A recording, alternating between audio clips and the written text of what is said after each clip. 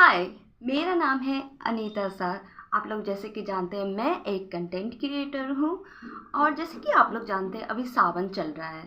तो सावन में हमारा 16 श्रृंगार, जो कि ये 16 श्रृंगार होता है, क्यों है वो इतना खास? सावन में 16 श्रृंगार है खास, पर क्यों? क्या है उसकी महत्व? जानिए, बिंदी से लेकर बिछिए तक की महत्व बाय वन। ठीक है, एक पॉइंट करके हम जानेंगे। हर गहने के पीछे कुछ न कुछ उसका अर्थ छिपा हुआ है। सावन में 16 श्रृंगार, सावन में किया जाने वाला जो 16 श्रृंगार होता है वो भारतीय परंपरा का महत्वपूर्ण हिस्सा है। हर आभूषण का अपना सांस्कृतिक और धार्मिक महत्व माना जाता है, जो सौभाग्य, प्रेम, समृद्धि और वैवाहिक जीवन की शुभ कामनाओं का प्रतीक है। और सबसे पहले मैं आपसे कहना चाहती हूँ, अगर आप लोग इस वीडियो पे नए हैं तो मेरे चैनल को सब्सक्राइब करें, बेल आइकन को प्रेस करना बिल्कुल मत भूलें। और इस वीडियो को पूरी की पूरी ब्रीफ में, या फिर आप चाहे तो डबल भी करके स्पीड करके भी देख सकते हैं, लेकिन पूरी वीडियो ज़रूर देखना। तो जानते हैं क्या है 16 श्रृंगार। सावन का 16 श्रृंगार, सावन का महीना आते ही मंदिरों में घंटियाँ की आवाज़, हरियाली की रौनक और महिलाओं के 16 श्रृंगार की खूबसूरती चारों तरफ नज़र आने लगती है। इस महीने में विवाहित या अविवाहित महिलाएं भगवान शिव और पार्वती की पूजा करते हैं, और सुहाग की लंबी उम्र, जो कि विवाहित महिलाएं होती हैं और जो अविवाहित होती है, वो अपने मन पसंद जीवन साथी पाने के लिए ये 16 सोमवार का व्रत रखती है और सावन में सारी चीज़ें को फॉलो करती है। और इस महीने में भगवान शिव और माता पार्वती की पूजा की जाती है। अपने सुहाग की लंबी उम्र के लिए पूजा करते हैं, सुख समृद्धि और वैवाहिक जीवन की खुशहाली की कामना करते हैं। ऐसे में 16 श्रृंगार केवल सावन में सजने संवरने की परंपरा नहीं, बल्कि भारतीय संस्कृति, आस्था और शुभता का प्रतीक माना जाता है। तो आइए जानते हैं क्या है 16 श्रृंगार के हर आभूषण का अर्थ। सबसे पहले है हमारा बिंदी। बिंदी हम हरी कलर का ही पहनते हैं। बिंदी को विवाहित महिला की पहचान माना जाता है।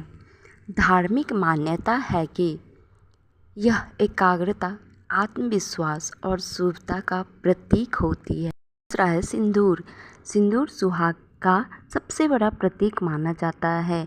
इसे पति की लंबी उम्र और वैवाहिक जीवन की खुशहाली से जोड़कर देखा जाता है। मैं अनमैरिड हूँ तो मैं ऐसे लगाऊंगी। मैरिड वुमेन्स अपने माथे पे लगाती हैं, मिडल ऑफ द हेयर्स। तीसरे नंबर पे है मांग टीका। मांग टीका माथे के मध्य भाग पर पहना जाता है। इसे मानसिक संतुलन, सम्मान और सकारात्मक सोच का प्रतीक माना जाता है।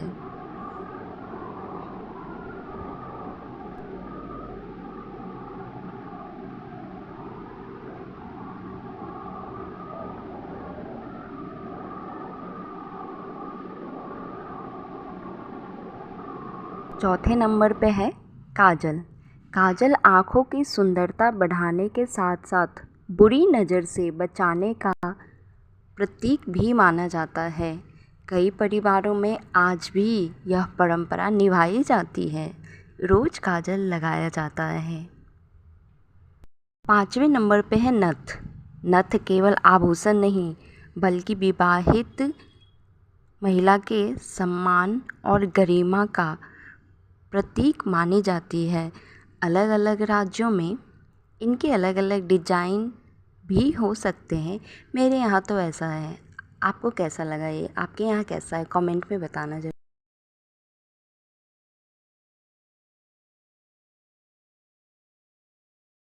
छठे नंबर पे है झुमके। कानों के आभूषण स्त्री की सुंदरता को निखारते हैं। पारंपरिक मान्यता में इन्हें शुभ और आकर्षक व्यक्तित्व का प्रतीक माना गया है।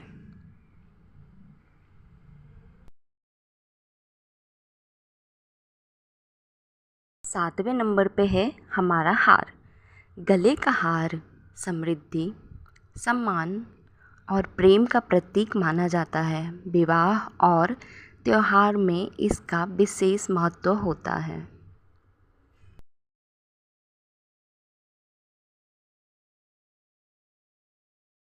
आठवें नंबर पे है मंगलसूत्र। मंगलसूत्र विवाहित जीवन का महत्वपूर्ण प्रतीक है। इसे पति पत्नी के विश्वास, प्रेम और अटूट रिश्ते का संकेत माना जाता है। मैं अनमैरिड हूँ, मैं ये नहीं पहन सकती हूँ। 9वें नंबर पे हैं चूड़ियाँ। सावन में हरी चूड़ियों का विशेष महत्व होता है। इन्हें खुशहाली, नई शुरुआत और सौभाग्य का प्रतीक माना जाता है। तो आपने पहन ली हरी चूड़ियाँ? कैसी लगी बताना कमेंट में मेरी हरी चूड़ियाँ।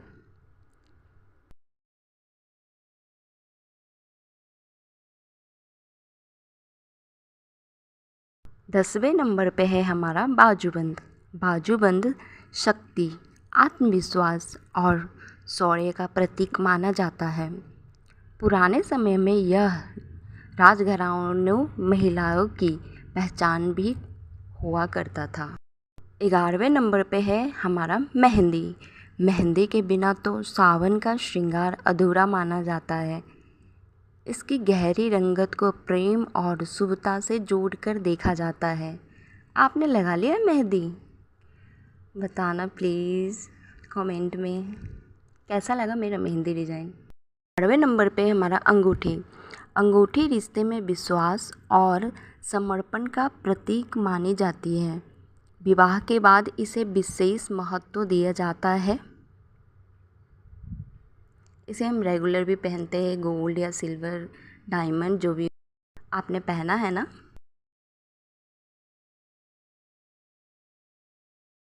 13वें नंबर पे है हमारा कमरबंद।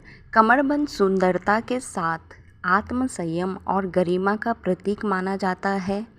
पारंपरिक परिधानों में इसकी अलग ही पहचान होती है। नंबर पे है हमारा पायल। पायल की मधुर आवाज़ घर में शुभता और का संकेत मानी जाती है। इससे विनम्रता और स्त्री की कोमलता का प्रतीक भी कहा गया है। 15वें नंबर पे हमारा बिछिया। बिछिया केवल विवाहित महिलाएं पहनती हैं। इसे सुहाग और वैवाहिक जीवन का शुभता का प्रतीक माना जाता है। कैसा लगा मेरा लुक बताना।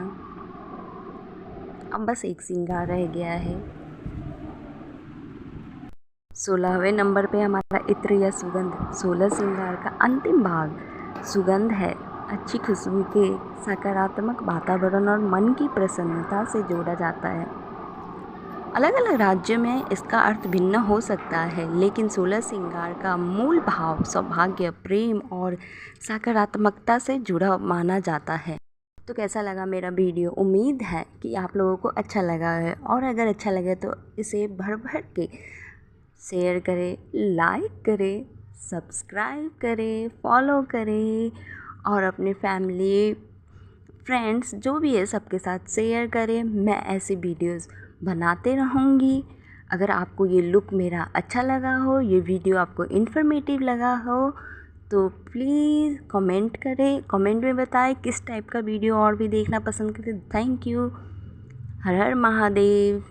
जय श्री राम।